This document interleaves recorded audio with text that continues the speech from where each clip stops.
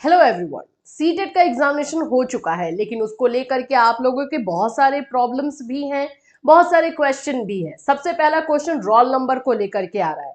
तो roll number में किन किन रोल नंबर वाले बच्चों का मिस्टेक अगर आपने किया है तो किस तरह के मिस्टेक को जो है इग्नोर करेगा सीबीएसई, और किस तरह के मिस्टेक पर आप लोगों के लिए जो है भारी पड़ सकता है, ये भी हम जानेंगे।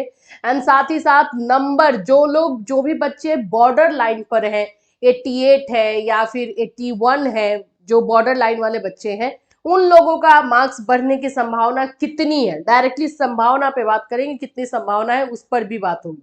सेकेंड थिंग है कि जो गर्ल्स है, जो लड़कियां हैं, उन लोगों के लिए मार्क्स कितने चाहिए होंगे। क्या 82 में जनरल कैटेगरी की भी लड़कियां पास होंगी, इस पर भी बात होगी, क्योंकि आप लोग लगातार मैसेज जो है कर रहे हो, कंफ्यूज्ड भी हो रहे हो। सारी चीजें आपको इसी वीडियो में क्लियर की जाएगी, और रिजल्ट कब तक निकलेगा ये भी बताया जाएगा। सो फ्रेंड्स, चैनल पर पहली बार विजिट कर रहे हो तो चैनल को सब्सक्राइब कर लेना, बेल आइकन को हिट कर देना। यहाँ पर आपको टीचिंग से रिलेटेड जो है इंफॉर्मेशन दी जाती है। सबसे पहले तो ओएमआर शीट ऐसा ही था, ठीक है।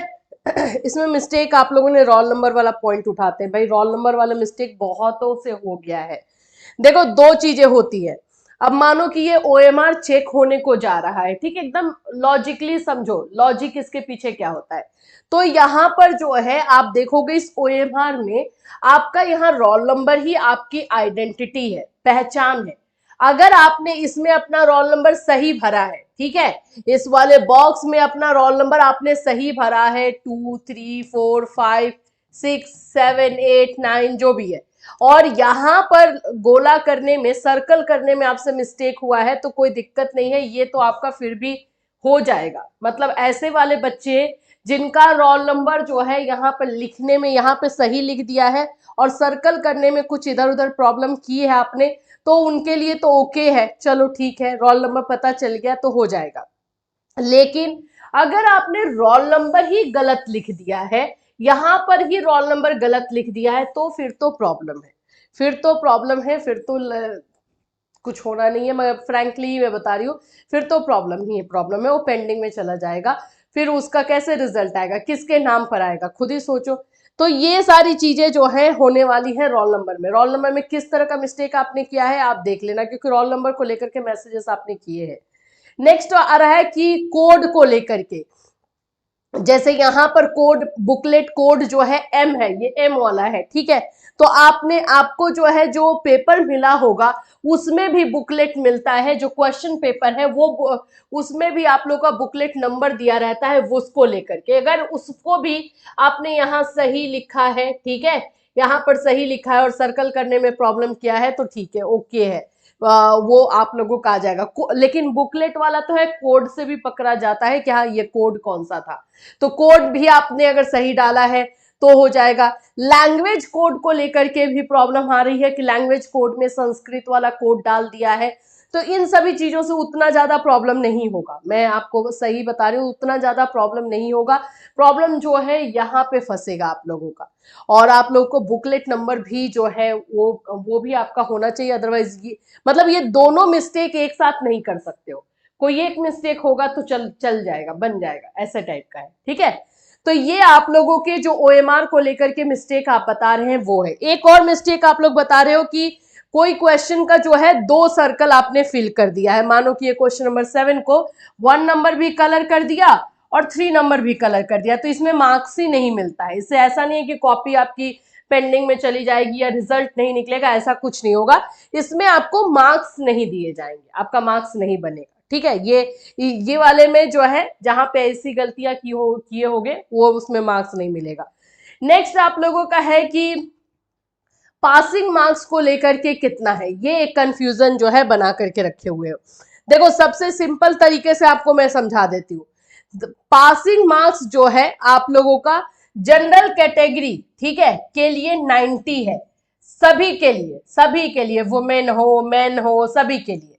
ओबीसी एससी एसटी के लिए जो है 82 है, ठीक है, ओबीसी एससी एसटी के लिए 82 है, 82 में पास है। अब लड़कियों के लिए भी यही है, ठीक है। अभी कुछ लोग ये बोलते हैं कि मैम मैं जनरल कैटेगरी की हूं तो क्या मैं पास हो जाऊंगी ओनली इन बिहार। बिहार का थोड़ा सा रूल अलग है, तो मैं यहाँ पे लिख दूं कि बिहार में जो है जनरल कैटेगरी की जो वुमेन है, जो फीमेल है, उन लोगों को 82 में पास रखा जाता है। सिर्फ बिहार में ही आपको ये मिलेगा, और फिर उसके बाद से आप लोगों के लिए कुछ कहीं और नहीं है। ये बात ध्यान में रखना है। तो ये सिर्फ बिहार के लिए है। अगर आप यूपी के हैं या फिर कहीं और के हैं तो आप सोचोगे कि 82 है तो हमें क्लियर हो गया, तो नहीं, आपका फिर क्लियर नहीं हुआ है। फिर आपको जो है 90 लाना होगा जनरल कैटेगरी को। दूसरी चीज हो जाती है कि मान लो कि आप ओबीसी एससी एसटी कैटेगरी के हो और 82 नंबर लेकर के आए हो, और आप वैकेंसी जो है अदर स्टेट का फिल करते हो। मान लो आप जो है बिहार का फॉर्म फिल कर दिए, या फिर आपने जो है दिल्ली का फॉर्म फिल कर दिया, ऐसा कुछ, तो वहां पे आपका ये पास नहीं माना जाएगा।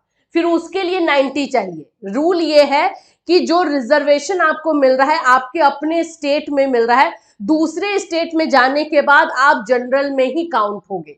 सिंपल रूल यही है।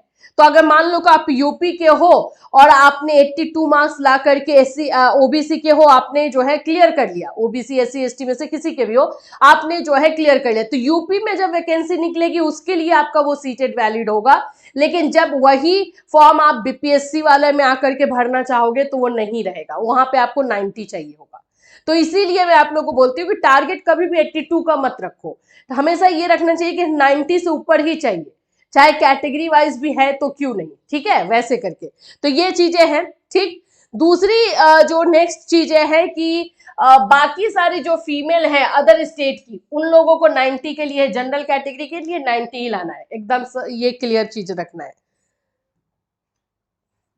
ठीक है। नेक्स्ट आप लोगों का ये हो रहा है कि जो बॉर्डर लाइन पर आकर के जिनके मार्क्स रुके हैं, बॉर्डर लाइन पे कहने का मतलब है कि आप लोगों का 81 आ रहा है अभी मैच करने पर, किसी का 88 आ रहा है, 89 आ रहा है, ऐसे वाले जो बच्चे हैं तो क्या उनका मार्क्स बढ़ेगा? चांसेस फुल है। मतलब मैं नहीं बोलूँ 100% है, लेकिन अभी आप लोगों ने कहीं अलग अलग चैनल से, अलग अलग जगहों से मिलाए होंगे तो आपने देखा भी होगा कि अलग अलग चैनल पर बहुत सारे कुछ क्वेश्चन ऐसे भी होंगे जिसके अलग अलग आंसर भी बताए गए हैं।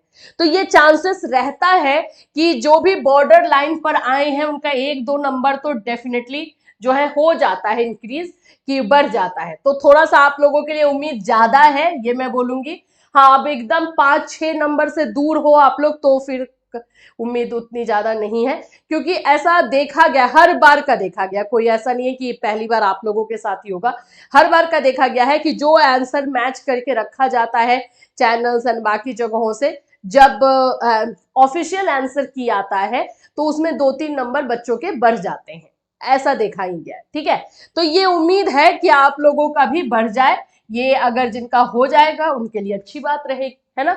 नेक्स्ट आप लोगों का ये रहता है कि ऑफिशियल आंसर की कब आएगा। ऑफिशियल आंसर की आप लोगों को जो है 25 अगस्त तक देखने को मिल जाएगा, सॉरी 25 अगस्त बोले, 25 जुलाई तक देखने को मिल जाएगा। तो ये उम्मीद रखना है कि आप लोगों को ऑफिशियल आंसर की मिलेगा, उसके बाद आपको क्वेश्चन चैलेंज करने को दिया जाएगा, एंड देन क्वेश्चन चैलेंज करने के बाद रिजल्ट आएगा। रिजल्ट तो ये अप्रोक्सीमेटली ऐसा समझ के रखो कि रिजल्ट आप लोगों को अगस्त के फर्स्ट वीक में देखने को मिलेगा। अगस्त का फर्स्ट वीक, ज्यादा जो चांसेस है 4 से 5 अगस्त के बीच में है कि निकलेगा। अगस्त से फर्स्ट वीक का मतलब हो जाता है 1 अगस्त से लेकर 7 अगस्त के बीच में आप लोगों को रिजल्ट जो है सीटेट का देखने को मिल सकता है। तो यही है अभी के लिए अपडेट। और भी अगर क्वेरीज, अब और भी क्वेश्चन है आप लोगों को तो बिल्कुल वीडियो में कमेंट कर सकते हो, क्योंकि आप वीडियो में कमेंट करते हो, उसी को हम लोग, आपका जो भी क्वेश्चन रहता है उसी के आधार पर ये वीडियो आप लोग को दिया गया है, कि कितने सारे जो है कमेंट्स थे उसमें रिप्लाई नहीं हुआ, इसका मतलब ये नहीं समझना कि आपके कमेंट्स को सीरियसली नहीं लिया जा रहा, बिल्कुल आपके कमेंट को लिया गया है एंड उसके आधार पर ये जो है वीडियो बनाया गया। और भी कोई क्वेश्चन है तो डेफिनेटली कमेंट कर देना। Till then take care everyone.